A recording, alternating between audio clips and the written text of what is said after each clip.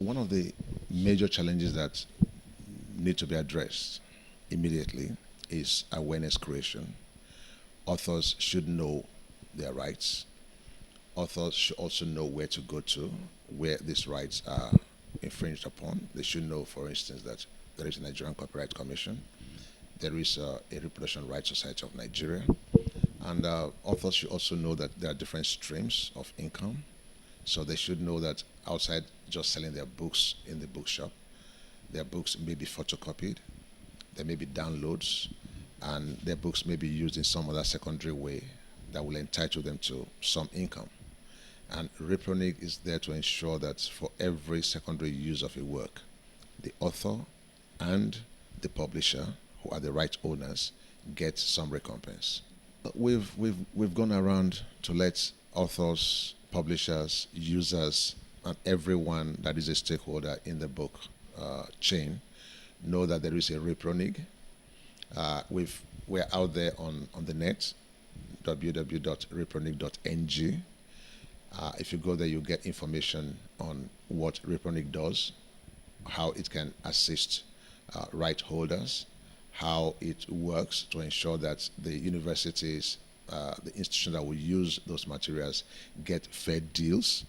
And we're working closely with the government agencies. We're working closely with Nigerian Copyright Commission, the NUC, the Committee of Vice Chancellors, and we have quite a number of stakeholders with us.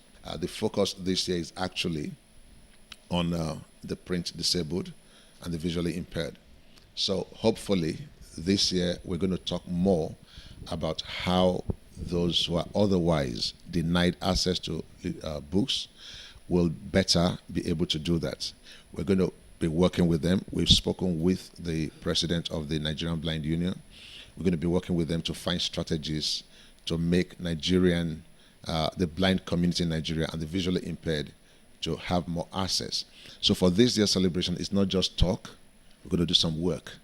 And it will be the beginning of a new engagement with the stakeholders in this field. The challenges are always to make works available to people and then in a way that people are using them legally.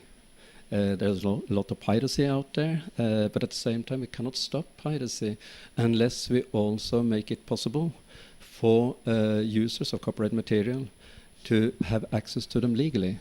And one of the ways to do this is through an organization such as Repronig, of which John Assign, whom you have just interviewed, is the executive director. And they have a very famous chairperson, Olu Obafemi, whom I like. I also like his writing.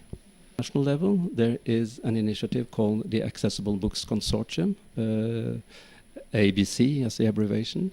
It involves the United Nations body WIPO, it involves IFRO, it involves authors, publishers, it involves the visually impaired community, the blind community, but also organizations such as those who are what we call authorized entities that make works available in accessible formats to the visually impaired.